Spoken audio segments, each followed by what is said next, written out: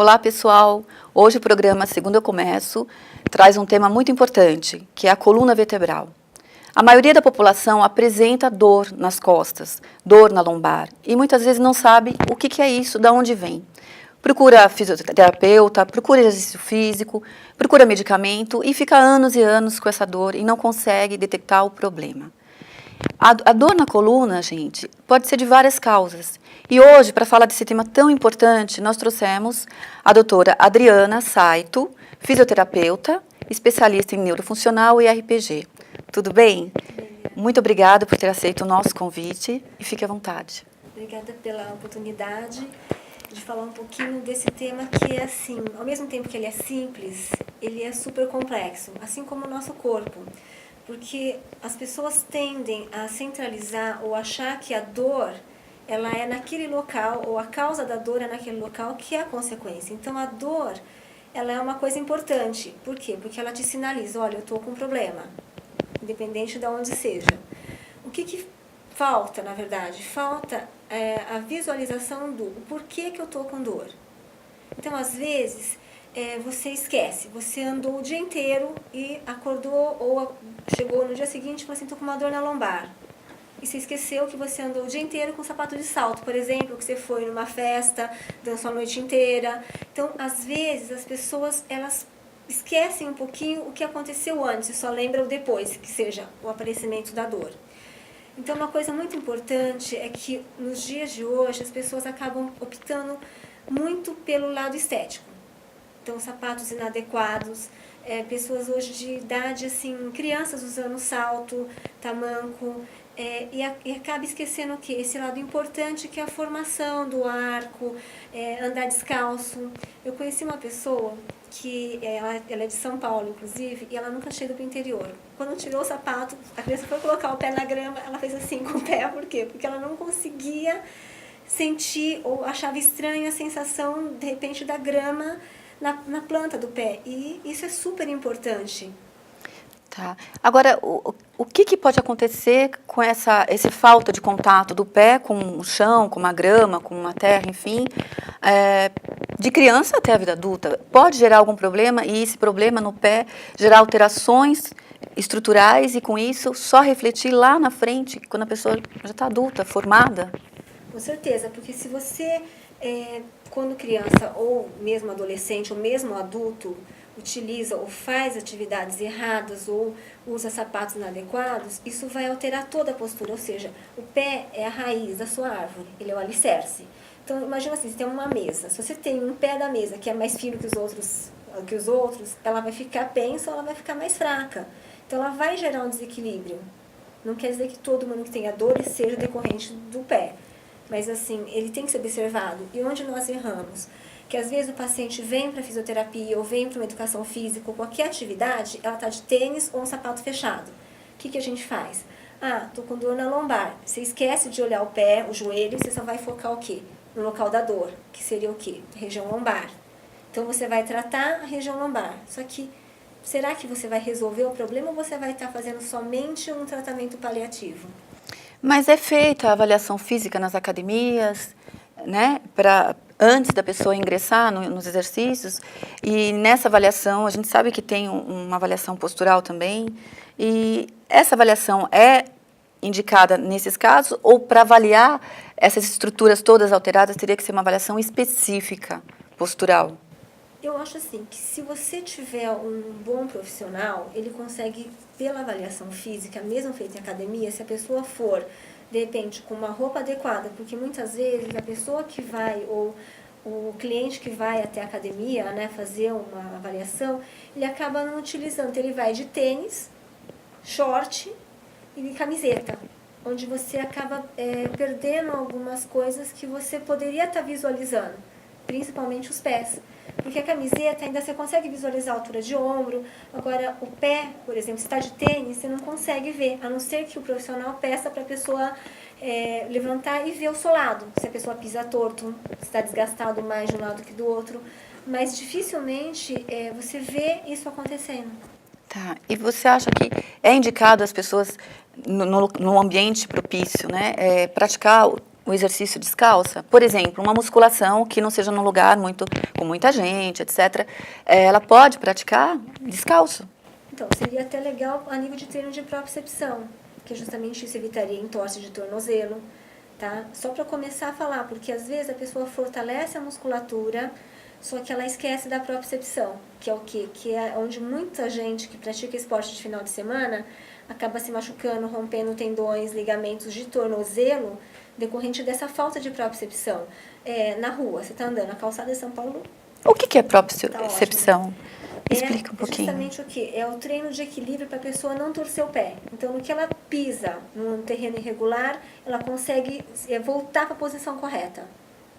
Então, isso ajudaria o quê? No dia a dia das pessoas, inclusive, porque se você está andando num ambiente ou numa rua esburacada ou calçadas que são em declives, né, ou aclives mesmo, você tem esse treino. E fora isso, se você usar salto, por exemplo, no caso de mulheres que trabalham de salto, ela tem uma dificuldade para se equilibrar nesse salto. Então, esse treino ajudaria nesse sentido. Tá, então não tem contraindicação, mesmo sendo um treino com uma carga pesada, um movimento mais com carga pesada, tipo um agachamento, ela poderia fazer descalça? Poderia. Sem problema nenhum. Sem problema nenhum. Tá, ok.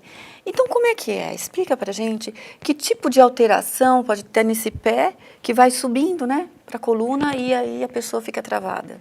Então, para te mostrar isso, eu pedi para uma pessoa que tem um desabamento do arco transverso, que seria a parte da frente do pé anterior, ela deu uma caída, tá? Então, eu pedi para ela vir aqui para estar mostrando essas alterações e o que levou isso no restante da postura dessa pessoa. Ok. Da Marise, no caso. Bem-vindo, A Marise. veio Bem-vindo. para me ajudar a mostrar um pouquinho dessas alterações que podem estar acontecendo. Então, o que a gente observou na avaliação que foi feita é que ela veio para mim com uma queixa com dor no pé esquerdo.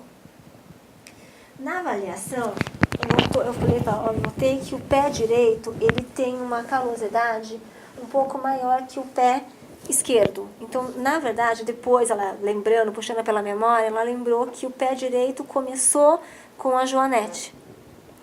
E depois ela começou a forçar o esquerdo, onde apareceu a dor. Ou seja, o ser humano não quer ter dor. Então, o que ele faz? Estou com dor aqui. O que eu vou fazer? Eu vou começar a usar o outro lado do corpo. Então, você está com uma dor, você não quer ter dor. O que você faz? Inconscientemente, você joga todo o seu peso, ou a descarga de peso, para o lado oposto, que é onde estourou a dor aqui. Aí a gente vai subindo e você vai ver que essa parte aqui, ó, ela é para dentro, ela é desabada, que a gente chama de pé plano, ou pé fechado. Tá? Isso levou a alterações na região de joelho. Então, você vai ver que o joelho, tá? Essa parte e essa parte, elas são diferentes. Ó. Uma olha para cá, a outra olha para cá. Quer dizer, existe uma assimetria na região de joelho. Aí você vai subindo, você vai ver por aqui. Tá? Então, o lado aqui do quadril, tá? Também tem um lado que acaba sendo mais alto que o outro. Justamente porque pelo apoio errado. Aí, se você subir mais um pouco, você vai ver a posição do ombro. O ombro, ela fica sendo mais alta que o outro lado. Justamente o quê? Compensação.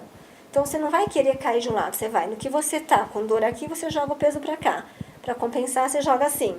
Então, você vai fazendo como se fosse um zigue-zague, vamos dizer assim. No que isso acontece, você perdendo esse apoio do pé, ou jogando de um lado só, você acaba alterando, inclusive, a postura da cabeça. Então, se você observar aqui, ó, você vai ver que ela jogou o pescoço para frente. Justamente para o quê? Para ganhar novamente o equilíbrio, tá? Para não cair. Então, se ela jogar para cá, ela tem o quê? A proteção, ela não cai. Então, isso aqui, ó, afeta a coluna e a lombar. Onde ela tem dores na região cervical, dores na região torácica, na lombar nem tanto, porque, na verdade, ela compensou. Então, ela tem dores de compensação. Não dá para afirmar que essas dores, tá, são decorrentes do pé necessariamente, mas que existe uma ligação. Porque quando a gente começou a fazer o trabalho de melhorar essa parte postural, o que ela sentiu? A gente mexeu nos pés, ela sentiu um reflexo e ela sentiu um desconforto na região torácica. Aí esse desconforto durou assim, tipo, nós fizemos a sessão num dia, no mesmo dia ela teve desconforto, no seguinte ela acordou sem dor. Ou seja, isso está indicando que existe uma correlação entre as duas partes. É comum, doutora, você está com dor ou não está com tanta dor, começa a fazer um trabalho qualquer de qualquer técnica de fisioterapia ou até mesmo exercício e de repente a pessoa descobre que está com uma dor e fala, poxa, eu comecei a fazer tal coisa e isso deu uma dor. Essa dor já estava ali ou foi o exercício que promoveu o despertar da dor, vamos dizer assim? Então, o que acontece muito é assim, você está com uma dor. Quando você tira o foco da dor, você aparece com uma outra dor, que na verdade já existia, só que o nosso cérebro ele faz o quê? Ele tenta meio que compensar. Então, estou com uma dor aqui, vou focar aqui. Quando eu esqueço ou melhoro aquela dor, ele vai focar no outro ponto de dor. Tá? Isso são as compensações que a gente vê que acontece muito, muito, muito. É, porque eu escuto muitas pessoas falando, eu comecei a fazer tal tratamento, ficou pior, começou a doer e abandona. Então é um erro, deve insistir no Sim, tratamento. porque daí você deve focar. Então, o que acontece? No caso dela, por exemplo, ela estava com uma queixa de dor no pé esquerdo, né? Ela relata que teve melhora da dor no pé esquerdo. Porém, e veio a dor aqui nessa região do tórax. Se eu parar o tratamento dela, parar de mexer no pé, por exemplo, o que vai acontecer? Provavelmente essa dor vai melhorar, só que vai voltar a dor no pé.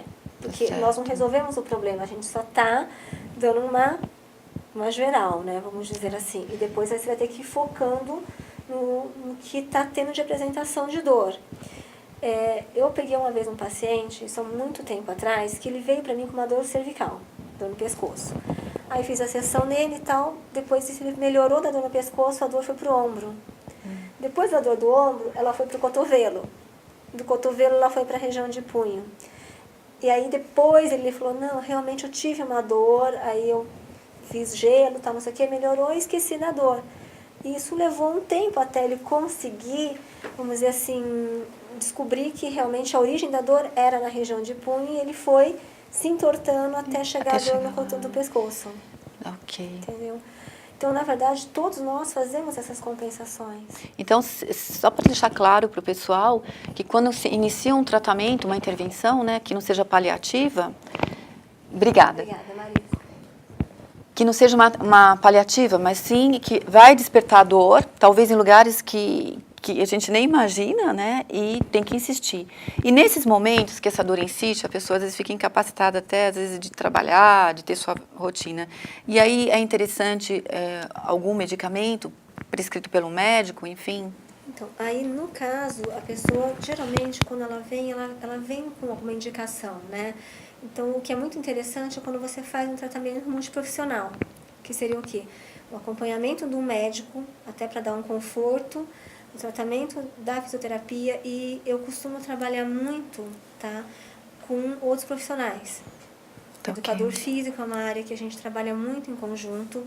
Eu estou com um caso que eu estou trabalhando junto com o educador físico, super bom também, porque assim, a fisioterapia, ela trabalha uma parte, só que a fisioterapia, ela tem a dificuldade de ganho de massa muscular, de força muscular, ela é mais devagar. Ao passo que se você fizer um trabalho em conjunto com o educador físico, por exemplo, você consegue ganhar muito mais rápido a força, o tônus, tudo isso. E aí é legal você ter um médico junto para te dando um respaldo a nível de medicamento, até de como o médico não vê o paciente sempre, ele fala, não, ó, o paciente melhorou isso, não melhorou, porque quando o educador físico e o físio trabalham junto, eles fazem um atendimento ou 3 vezes por semana, ou 2 vezes por semana, cada um, e isso faz com que a gente, às vezes, não consiga ver essa melhora tão grande. E o médico que vai acompanhar cada uma vez por mês, ele consegue ver essa melhora com mais consistência, até pelo tempo que ele ficou sem ver a pessoa. Né? Então, essa pessoa que tem esse problema no pé, bastante pessoas, né, tem esse problema no pé e nem sabe, né? Nem sabe. E mesmo com essa dor que vem do pé, que vai subindo, o seu tratamento, junto com o educador físico, apareceu a dor, mais acentuada no caso, pode-se continuar fazendo tanto o exercício físico quanto a fisioterapia. Na verdade, tem que ser reavaliado para ver como que está essa dor, que grau que é essa dor, né? De repente, mudar a conduta terapêutica, mudar os exercícios, tá?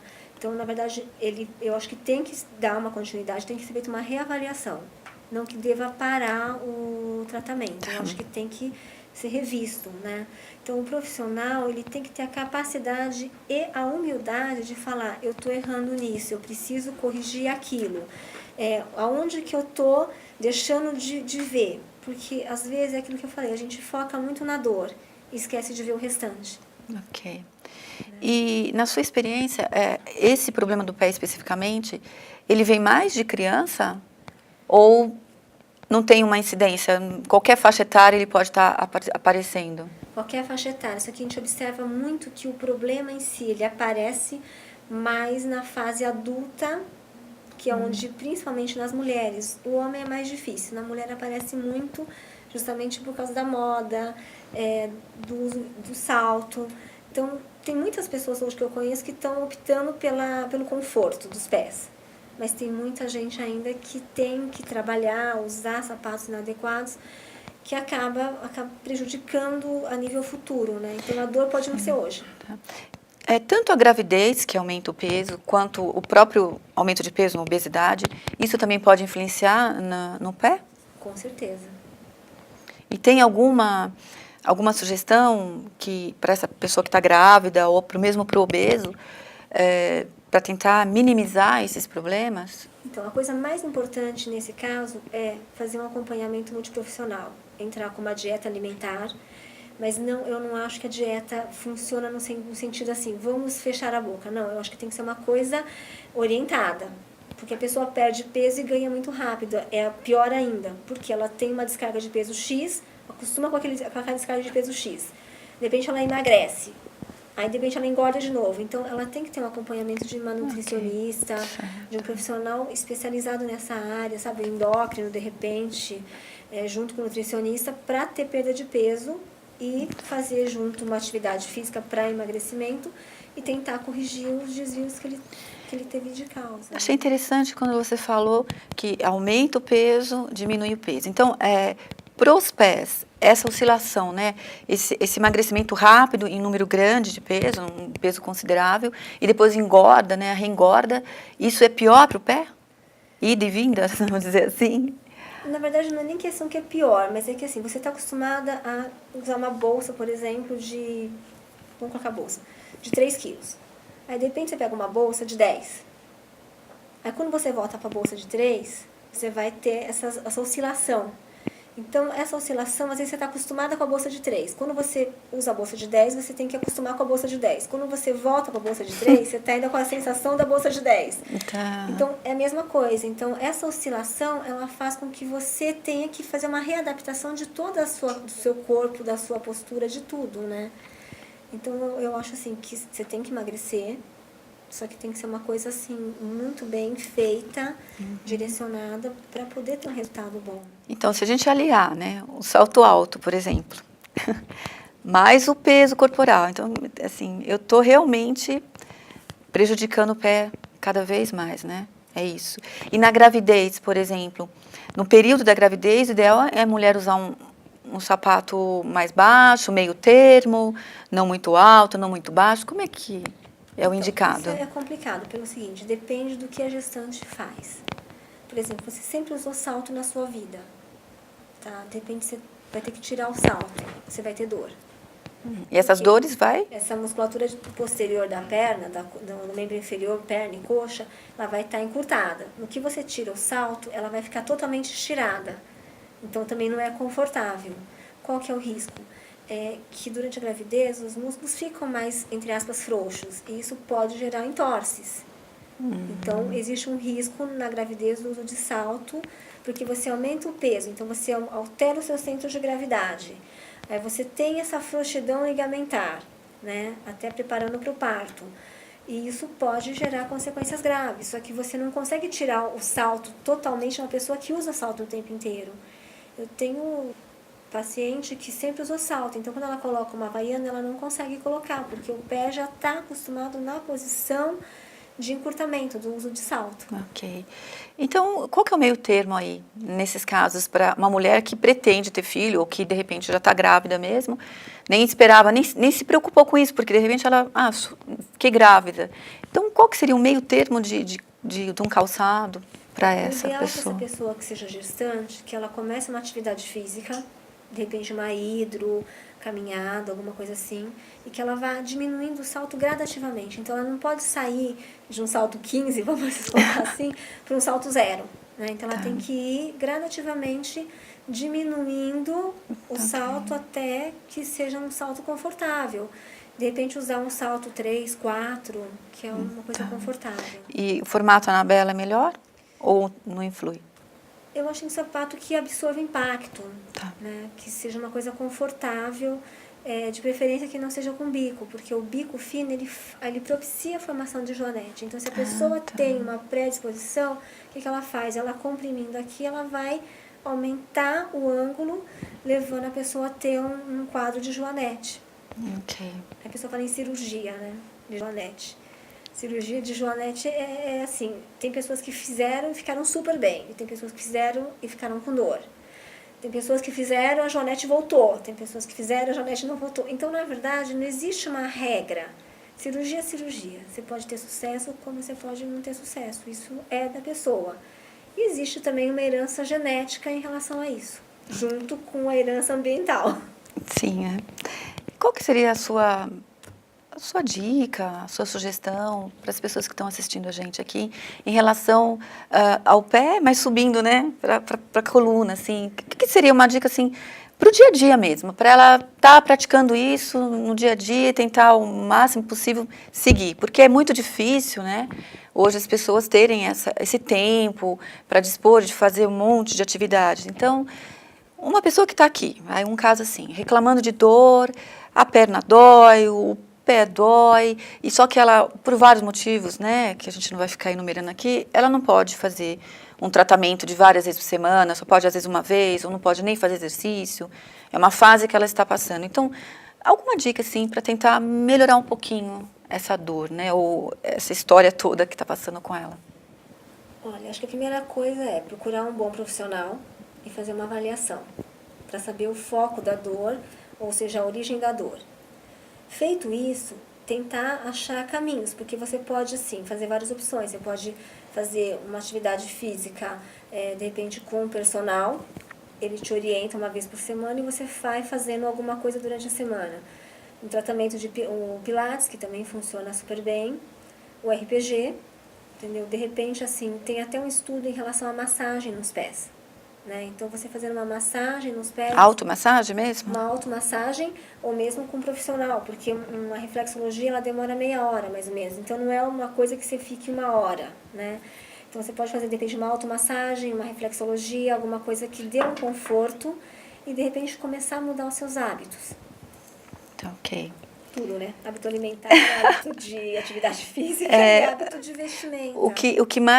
O mais difícil é mudar o hábito, né? A gente sabe disso, é o mais difícil. Mas o prognóstico, né, para nossa dores na lombar, é um prognóstico, assim, que está aumentando, né? Não tem uma luz no final do túnel, isso vai melhorar, vai diminuir, a tendência é esse quadro mesmo de dores constantes. Então, o problema é que hoje as pessoas estão muito sedentárias, então ela tem uma fraqueza abdominal, quer dizer, tudo da vida atual em vez da criança ir brincar de bola na rua, ela vai sentar e mexer no computador. Okay. Então, isso vai fazendo com que a gente tenha uma fraqueza muscular. Por isso que é importante a atividade física desde criança. Criar o hábito da criança praticar uma atividade física. Não digo nem musculação, mas assim, natação, sei lá, qualquer atividade que a criança se sinta bem, que ela utilize a musculatura, que ela comece a conhecer o próprio corpo. Porque tem criança que não conhece o próprio corpo a nível muscular, né? E isso é um problema que a gente vai ter, acredito que daqui a um tempo. Ok. Pessoal, foi muito interessante essa entrevista, aprendi bastante, espero que vocês tenham aproveitado e seguir as orientações aí da doutora, né? Não precisa fazer tanto exercício físico, que às vezes não tem tempo, mas tenta já mudar o modo de pensar, já introduzir na sua vida, da sua família, uns hábitos um pouquinho mais diferentes. E com o decorrer do tempo, vai passando, quando você perceber, já está bem mais inserido no contexto de saúde aí para sua família. Eu queria agradecer a doutora Adriana Saito. Ela é fisioterapeuta, como eu já falei. E como é que a gente faz para entrar em contato? Bom, atualmente assim, eu atendo mais em domicílio, tá? Então, o meu contato é mais o telefone Ok, mesmo. pode né? falar, por favor. O prefixo é 11, o número do celular é 991799723. Ok. Aí, quando eu estou atendendo, eu não atendo o celular, porque Ok. não tenho como parar o atendimento para estar... Mas é só deixar um recado que aí você retorna, né? Com certeza. É uma profissional que já está uns 20 anos no mercado, tem uma vasta experiência. Então, se você estiver precisando, né, estiver com muita dor, o ideal é você procurar, né? Eu sugiro a doutora, mesmo porque Obrigada, Helena. a gente já conhece muito bem o trabalho dela. Pessoal, eu gostaria muito de agradecer a atenção de vocês. E para o próximo programa a gente vai trazer um tema também muito interessante. Saúde bucal e cirurgia bariátrica com o Dr. Marcos Filho. Obrigada e até mais.